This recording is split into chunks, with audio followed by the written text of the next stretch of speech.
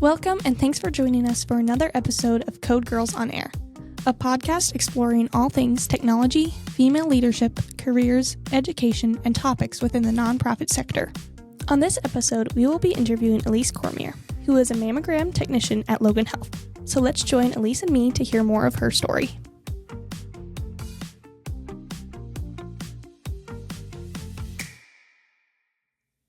Well, hi, Elise. Thank you so much for being on our podcast today. Yeah, thanks for having me. Yeah, would you mind just introducing yourself and telling us a little bit about your career? Sure. Yeah, my name's Elise Cormier. I work at Logan Health. I specialize in mammography, so looking for breast cancer.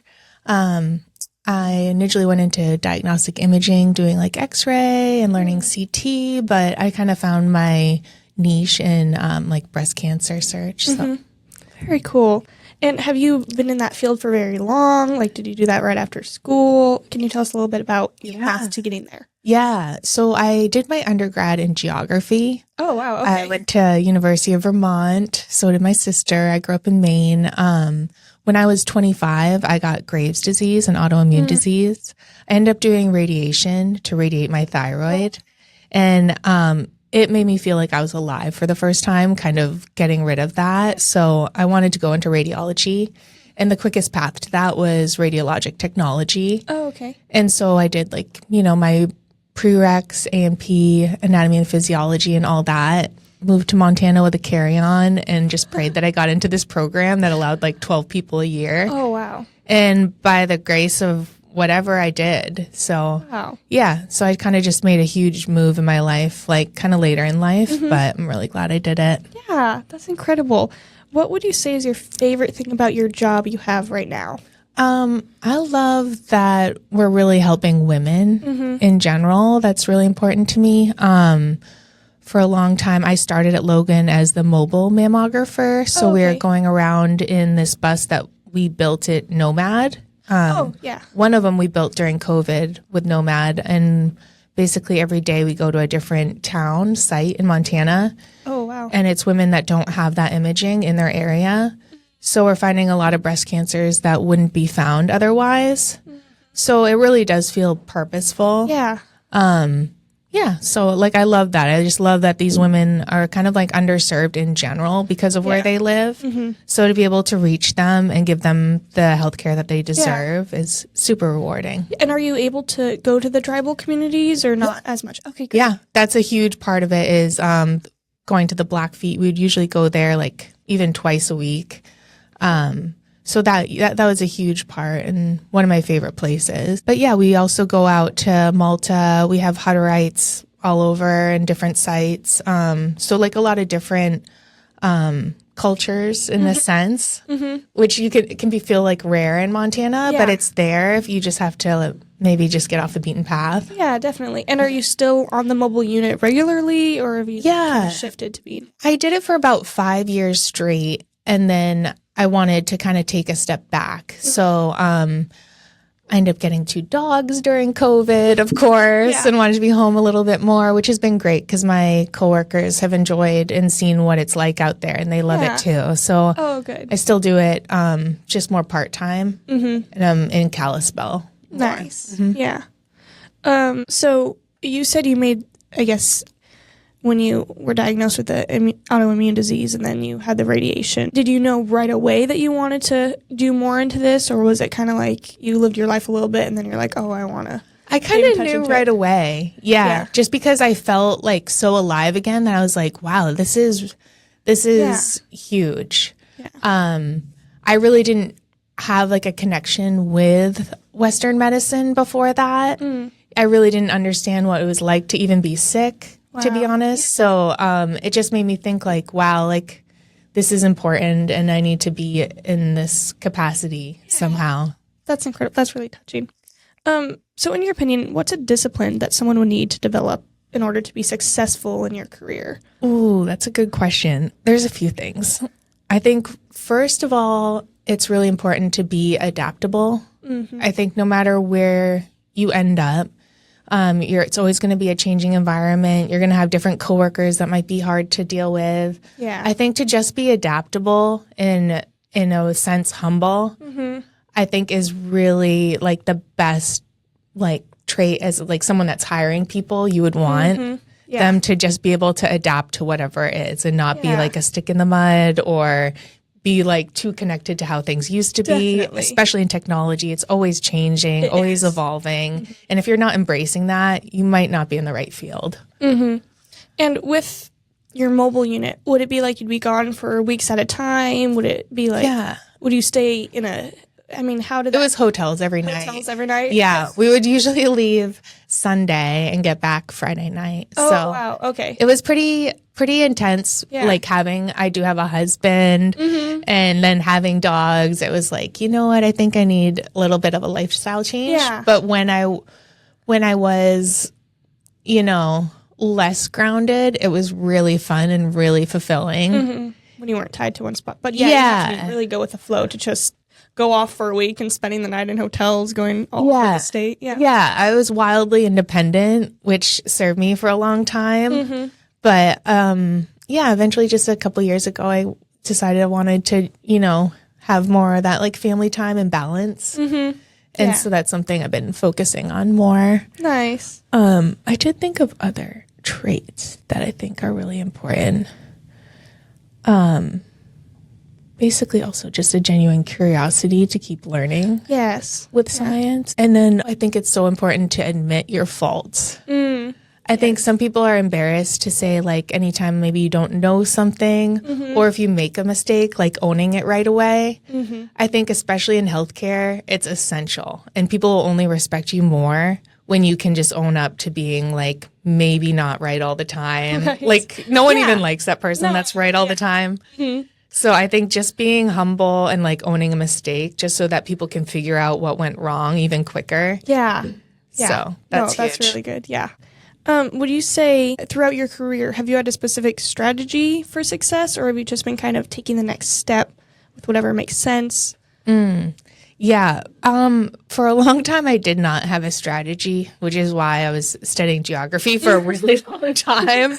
I just thought the classes were cool and wasn't thinking like, how am I going to make a career? How am I going to pay off my student loans? Like I was really going with the flow, which there's something to be said for that. And for some people it works out.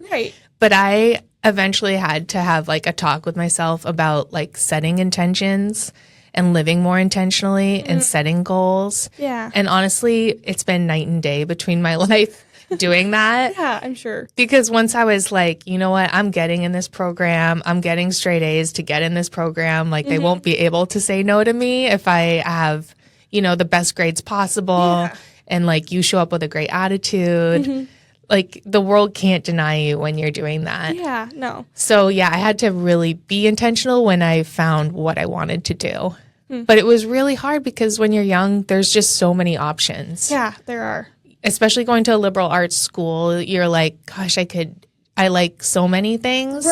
That it literally is hard. It's overwhelming too, to have so many options. So you kind of have to figure out, well, at least what kind of lifestyle do I want? You know, what like range of like income do I want? Like those are actually important things to think about. I mean, at some point, a lot of my friends, they went for various things. They end up going back to school for nursing because they're like, I just want to make enough money to live here. Like it's most important that I live in this town, and the only place to do that is either through engineering or through nursing, depending on the jobs available. So you do have to be pragmatic at some point. No, you know. Sure.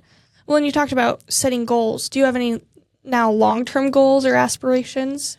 For me, really, I feel like I've finally settled in financially where that isn't like a stress for me. Finally, it's taken so long. So that's like a whole new world to me. So really I'm trying to find balance and just like have enough life stuff going on that it's not just about work. It's not about a paycheck. It's about like doing stuff with friends and family and just those experiences and not have to worry about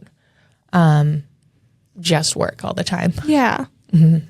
What would you say is the most helpful resource that you've had along the way? And do you have advice for women entering the field, the workforce? In my experience, having great friends has actually been my like life source.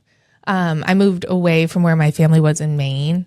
And so my friends became my family out west. And truly, I just don't even know where I would be without them, because there's been times where I was like literally living with them and things like that. In general, I just think it's so important to find friends that are positive, that are truthful, that are going to hold you accountable, but will also pick you up when you're down. And just finding those friends that are really like family, that aren't putting you in precarious, chaotic, or nefarious situations. So really who you surround yourself you can't underestimate how important that is for where you're going to be in life. Yeah. Inevitably. I mean, it's just so important to be around friends that aren't putting you in sketchy situations. Yeah. So I don't know. I mean, that thing trickles into your career and your life circumstances when you're putting yourself in good circumstances. Yeah. So, I mean, that for me personally was huge, was just finding people that had the same values. Yeah. And it makes it easier to like listen to yourself when something's not right in your gut. Because, I mean, if you're around people that are putting you in crazy situations, it's even harder to remove yourself from them. Right. And see everything clearly. And really listen to yourself, be true to yourself.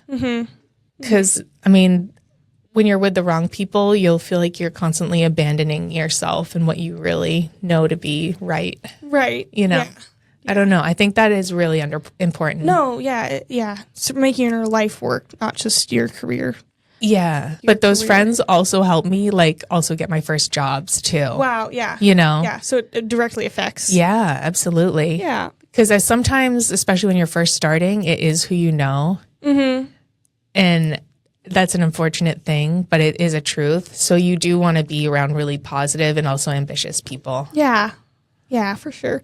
So looking back when you were first starting your career, what's some advice you'd give to somebody starting in radiology? Like, what's looking back? I would say, like, wish you knew? Show up with the best attitude possible.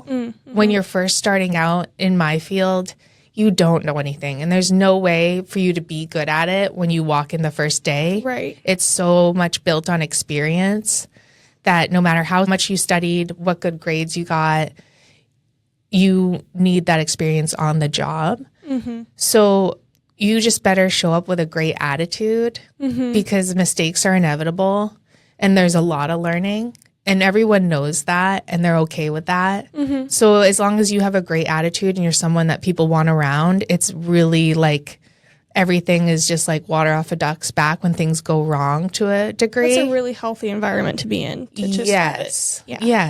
And I mean, you'll find people in any field that are toxic. And I think you have to have that self-confidence and really like build that relationship with yourself to not back out of that field because of a couple bad eggs that are going to try and make you question yourself. Yeah. And especially in computer science, you're going to be sitting next to that boy that's like, oh, you're a computer science major and you didn't know that. Right. Truthfully, women are smart enough, we're capable enough, but there's especially going to be men that try to make us feel bad enough about ourselves to knock us down. And a lot of women leave the field when they really were smart enough. So it's important to, I guess, build that confidence and be like unshakable in a sense of what you want to accomplish. Yeah. How would you say you've handled any setbacks or failures you've encountered? For me, running was really essential because I could kind of go into myself and work through a lot of emotions and confusion. I've had a lot of setbacks. And I think everyone does, you know, it's not unique to anyone, but you do have to have a healthy way of coping with that and not just give up. Yeah. And figuring out what you learned from them. Yeah. In a way, try to make you stronger. Yeah. If anything, let it like ignite a fire of like, I'm going to figure this out. I'm going to get through this because you just have to harness it to make you almost like angry. Like, I'm going to get this. Give you know, fire. Yeah. So just figure out a healthy way to deal with that. For me, it was running because I could go for these long runs and like listen to music and be like, I got this. Like, I know the universe is going to like work out eventually. Yeah. Because things are never going to work out the way you want. Right. In the end, you end up just as happy with whatever does work out, but it takes a long time for your brain to get there because you are so set on a different outcome. But eventually your brain creates the same chemicals as if it had turned out that way. It just takes a lot longer to get there. When talking about not it being what you expected, what's some things that you didn't necessarily expect about your career? Something that's different than you thought it'd be? It's a good question. I really didn't know what I had in store, to be honest. No. Yeah. I didn't know anyone that was in my field before I started. It was really pretty much a shot in the dark, but I just felt like I was supposed to be there. Yeah. So there's a little bit of imposter syndrome in that sense. I'm sure everyone feels that at some degree. Yeah. I probably have that more than other people. No, I feel like sometimes. Well, if you don't have a role model and somebody you're looking for and looking to aspiring to be. Yeah, exactly. I think once I found out that other people feel that too, I felt more normal. But I really didn't know what I was getting into, so I always felt like fish out of water. Yeah. But I think that's okay. Like if you're not challenging yourself in that way, it's not really very exciting or interesting. Right. Yeah. So I think there's going to be things every day that scare you. And I think you just have to be okay with that. Yeah. Or else maybe you're not doing enough. Yeah. Yeah, like get out there. Well, and I'm happy on the other hand, too, that you're able to be that kind of role model and something for little girls to look towards. Like, oh, here's somebody who's in this field. Yeah, I can do it, too. So I hope so. My bubble is so small. Right. No. Well, this is for coming on here. And my pleasure. I'll kind of switch gears for a second. What's your experience? Can you tell us how you're connected with Code Girls and what's kind of been your experience so far? Yeah, I just met one of the directors here in Kalispell, and she was so wonderful, and I was so excited to hear about what she was doing. Yeah. I think it's just so important to like empower girls. We live in women are half of society, yet we're a minority because of just the systemic things that we're up against. Yeah. That if we can empower women to like take up our own space, I think that is just going to change the world in the best way. Yeah. So I was really excited what she's doing, especially in science, because, in the 80s, like video games and computers, they just started marketing them towards boys. Yeah. I was enough of a tomboy to actually be pretty unfazed by that. I had like every video game. I had every console. Nice. But, I don't know. I was lucky in that sense, but you guys are also growing up in a different time that I don't even know what you guys have experienced. Right. Yeah. And what that is like. And I hope it's been more accepting and more perhaps even gender neutral or whatever is needed. Yeah. But I hope more women are in sciences because, like, we definitely kick ass in them when we're there. Yeah. Well, that's why I love Code Girls because Isabel and I, we've, grown up with the program and we've been surrounded by girls like in technology. So it's been pretty normal for us. Yeah. But any other like fair or event we've gone to, kind of science fair, it's been kind of a shock to see how few girls are still out there. But I don't know. We have the program, and this next generation, there is a boost in little girls going into these fields, so it's exciting to see. Yeah, in some senses, I think it can be an advantage. Yeah. Like companies do need that diversity, and they will want to hire women that are, bold enough to take up space. Right. Yeah. So it's important to have that confidence and be prepared and just get into it. And I think people really appreciate that you are different in some ways. Yeah. Well, and so did you volunteer for Code Girls? Is that right? I just was a judge. You volunteered as a judge. Gotcha. Yeah. Yeah. For the AF competition. Yes. Yeah. Which was so interesting. Seeing all the little girls in their apps. It was so amazing. Like so exciting, so encouraging. Yeah. And I'm just so excited for these girls all across Montana to get into that. Right, yeah. I mean, that's awesome. And I like, too, that it's the virtual competition now. So, you have all these teams from all over different regions of Montana working together to create an app. And So the I'm glad judges were so cool. Like some of those people, like what they do in their careers were so interesting. Yeah. And they really were like some of the best in their field. So that was super impressive as well. Yeah. Well, I'm glad you've been involved with us. Yeah. And thank you for being on the podcast today. Yeah. Thanks for having me. It's a wonderful conversation. We'll have to continue it again sometime. Yeah. Thanks so much for having me. Yeah. Thank you. Thank you for listening to this episode. Next week on Code Girls on Air. I had to prove myself in every position. I think that's the biggest thing for women is, men can just kind of rest on what they've done historically, but we have to keep proving ourselves